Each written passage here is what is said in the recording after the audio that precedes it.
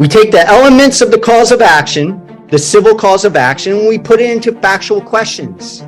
The jury will be a better listener to the evidence. At the end of this trial, you will be asked the following questions. Was the defendant at fault? And did that breach cause damages?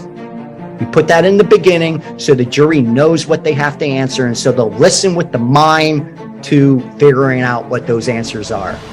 We must highlight the issues. We must tell the jury how we will address those issues through witnesses and the types of evidence. It's important that we just don't discuss the issues, that we address the issues. We must address the weaknesses in our case. We don't just merely state it.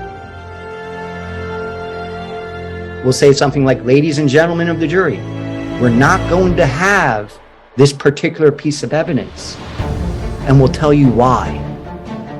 Again, there's no surprises. We must maintain credibility at all costs. At the end of the trial, we will ask you to vote. We want you to find liability and fine for the plaintiff. That's how we end our opening statement.